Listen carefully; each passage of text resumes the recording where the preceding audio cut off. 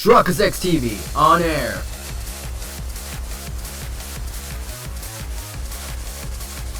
We are now live in 3, 2, 1.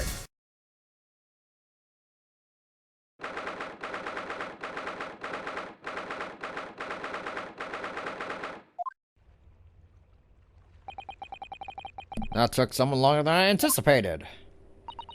Susie's boat must be about to leave now. Mrs. Sato, where are you?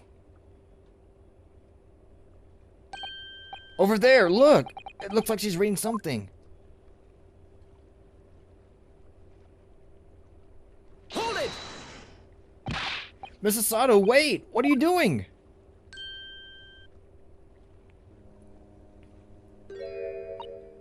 Mr. Naruhodo, what are you doing here? We came as soon as we came after the trial. I mean, we heard the sailings were being delayed due to the bad weather, you see. Oh, I see. But tell me, how did Gina's trial go? It went well. She was acquitted.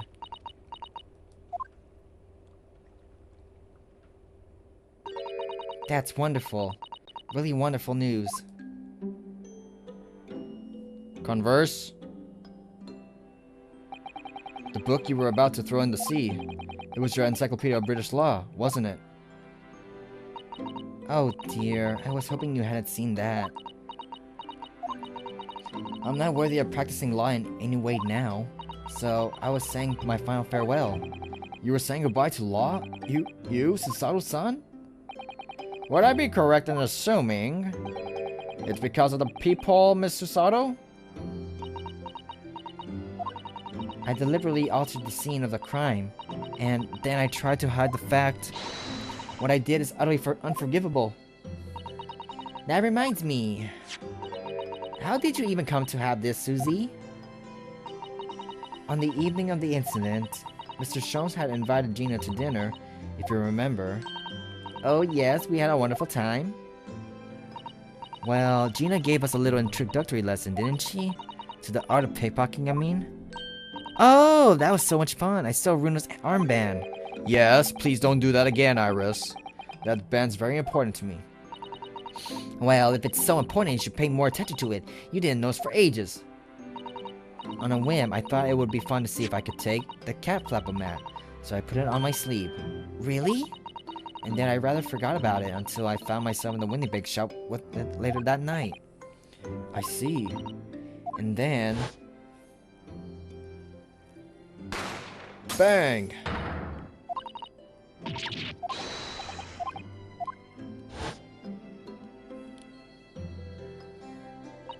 After Mr. Naruhodo had left the shop, I started to think. That door started to play on my mind. The storeroom door, you mean? Yes, if Gina was anywhere in the shop, I realized it could be only behind that door. And at that moment, the little device that I had in my sleeve sprang to my mind. I was so worried about Gina, I simply had to know. So you used the cat flapper mat to make the peephole in the door. As captured in the photographic print of the shop. By the one hurly red-handed recorders. Indeed, it was the first important at that point. Precisely when the peephole was made, the information would have been proven to be Naruhodo's greatest weapon.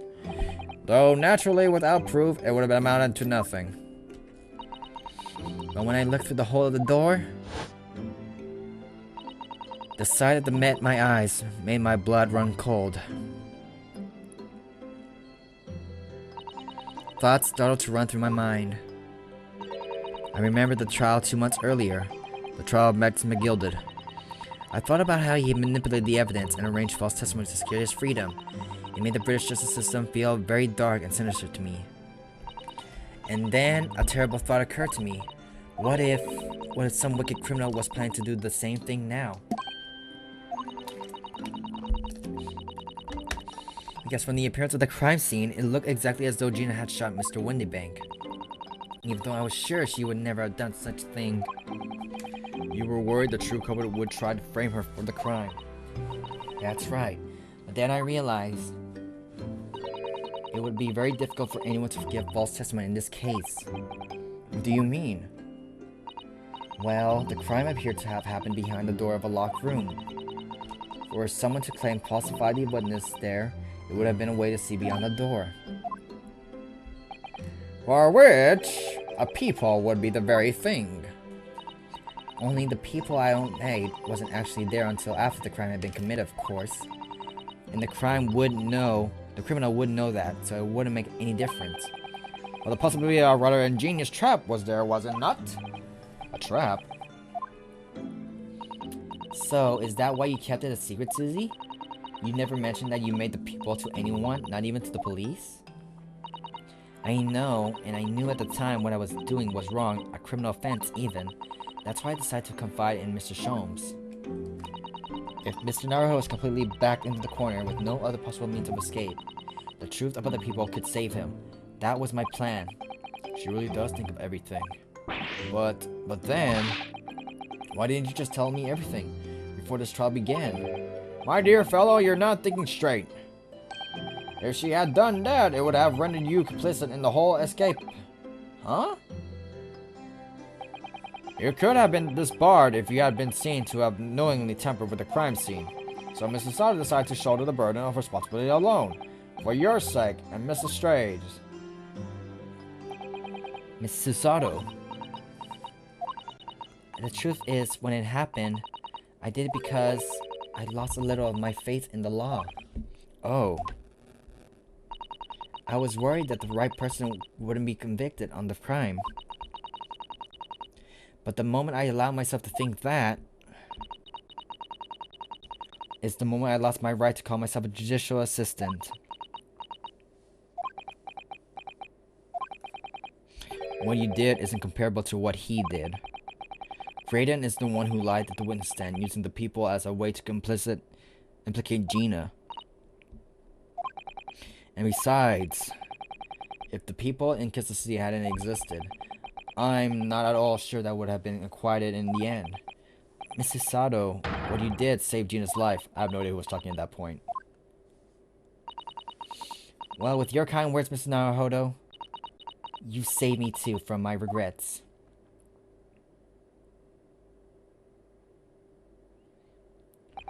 Well, we must all be thankful to Mr. Strade's freedom has been assured. Yes, exactly. Although some of the loose ends in that trial will continue to play on my mind, I'm sure. But the revelation of the music box disc contained a secret message, Naruhodo. What a triumph to work that out. I'm full of admiration. Well, actually, that argument wasn't quite as compelling as I thought it was. Oh, it wasn't? There was a communication officer among the jury members, you see. A telegraph operator. And she said the majority of the sounds on the disc were just meaningless tones. As one would expect, after all, we're all talking about secret government communications. No doubt they were written in cipher to avoid being readily understood, so they have been intercepted. Cipher, I see. So then we could never hope to understand the message anyway. Nonsense, my dear fellow! It's quite a zero-pipe problem, I assure you.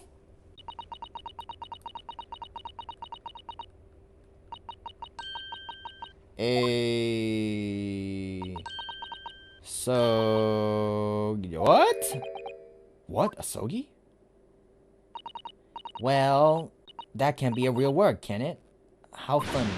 Wait, Iris, what did you say? Oh, I just said asogi. Does that word mean something to you? It means something. Asogi, that was the name of my best friend. But how? How do you know the name, Iris? I wrote it down during the trial before, when the message was playing the music box. She transcribed on the fly? She really is a genius. I thought the message wouldn't be written out in plain Morse code, so I tried various ways to interpret. But whatever I tried, the word doesn't make sense to me. That is, in English at least. Oh. It suddenly occurred to me, you see, there's more than one Morse code, not just English variety. Various countries around the world have altered and added Morse code to use it to their own languages. I don't believe it. Are you saying... That's right. I've only actually seen a chart of Japanese Morse codes once before, but I think it's based on the Iroha pangram, isn't it? Iroha. And you mean to say that in Japanese Morse code the message says asogi? Yes, I think so. Sorry, but I don't remember all the Japanese Morse codes. Iris, would you let me see it? Mr. Sato, do you know it? Do you know Japanese Morse code? Yes, I spent some time studying it. Because I'm quite sure Morse code will become ever more important in the international communication. Then might I recommend, my dear madam, that you focus your efforts to the English version. Be that as it may, Iris, show me the message, please. Of course.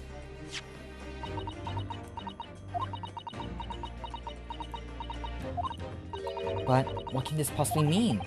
Whatever's in the long sequence of supposedly meaningless dots and dashes. It's made the color drain of Susato's face. There's no doubt this message is written in Japanese Morse code. So the British Empire had been using Japanese for its secret communication? I don't understand the reason why, but the message appears to be a list of 4 people's names. 4 names? The first is Kei Asogi. Kazuma Asogi? Why? Why is his name on the disc? Second is A Shin. Shin? I don't recognize that name. The third is T Guregu-san. Guregu... Gregson? Gregson? Ah, it would seem Tobias Gregson is the 3rd man in the list. And what's his name doing the secret government communication as well? And the last name is... What's the matter, Mr. Sato? It's just so strange. It's unexpected. Oh, what is it, Susie? Don't keep it in suspense. The last name is J. Wilson. What? Wilson? John H. Wilson? You mean Daddy? It says only J. Wilson, so I'm afraid I can't be sure. Then, after the 4 names, it reads, if I translate from Japanese, that is all 4. And that's the end of the message. Or rather, the end of what you noted down, Iris. I just can't believe it. Who would ever thought that those discs contain Japanese Morse code? Not to mention the strangeness of disturbing familiar names. It would appear this particular message is a communication of some kind of between Great Britain and Empire Japan. So Daddy could be in Japan then? Where Susie and Runa come from? Oh, well... no, it's not very likely, really, is it? I mean, there are thousands of people with the surname Wilson, and there must be lots of J's among them. Professor John H. Wilson, visiting professor of medicine at Imperial University. But we can't tell Iris about that now. We just can't. This is so strange. Somehow, in solving the case of Mr. Windybake's murder today, I feel like I rolled back a blunder at the mouth of the dark cave. I do wonder if perhaps it's dark cave that we shouldn't go wandering inside. Are we talking about the Russian Revolution that was there?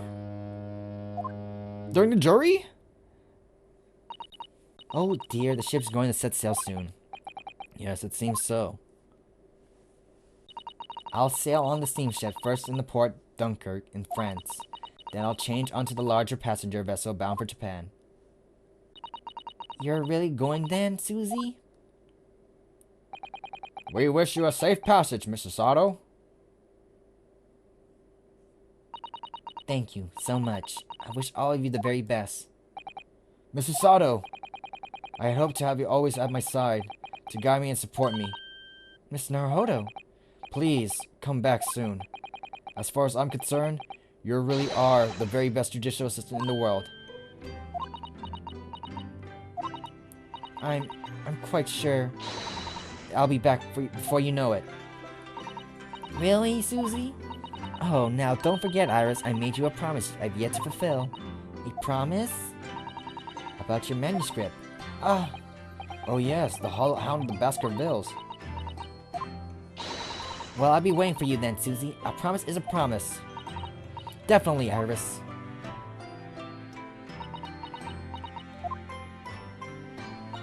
Mr. Naruhodo? Yes? Do you remember the first time we met? Yes, of course. On the SS Buria when I was dragged out from the wardrobe, still half asleep. If I remember rightly, you threw me halfway across the cabin with a suicidal takedown. You know very well that I'm talking about after that. It's strange, but being thrown together as we were in that case, someone felt straight away that you were the perfect person to continue Kazuma-sama's great legacy. Mrs. Sato. And my instincts were right. I really want to believe. No, I'm sure that I'll be back soon. Farewell until then.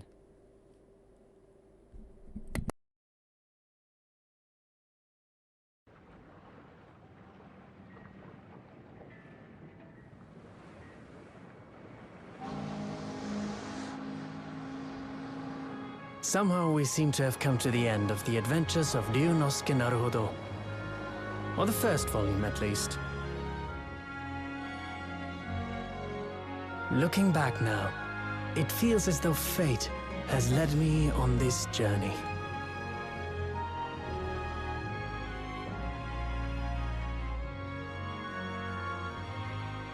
Fate led me to becoming a lawyer, to traveling halfway around the world, to meeting the great detective. I'm sure there'll be trials and tribulations ahead. Of course there will. But whatever happens, I know I'll be able to turn my fortunes around.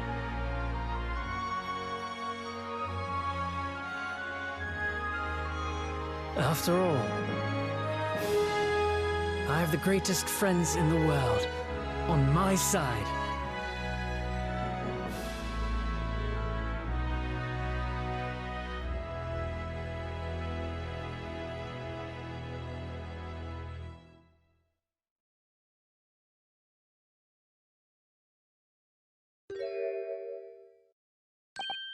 Ah, yes, Mr. Naruhodo. Yes, Mr. Sholmes? I have some rather awkward news. The railway company has decided to sue over the special express train, apparently. Huh? It's caused such a commotion on the line, all the other trains had to wait at the stations. But really, we would never made it to the Dover in time otherwise. Anyway, I explained everything and how it was all your fault. Huh? I believe a formal complaint should be delivered to your office tomorrow. But not to worry, my dear fellow, according to Mrs. Sato. You love defending yourself in court. Huh? It's alright, I'm perfectly happy to testify. He really didn't look like the sort of man who would do something so outrageous. See? Mr. Sholmes? Yes? A word, if you don't mind. Why, certainly. Any word you like. Allow it, my dear fellow. Is it the word I'm thinking of? Oh, yes. I love Runo's words. I know just the one he'll use here. Then I really must say... Objection! Yay! He said it.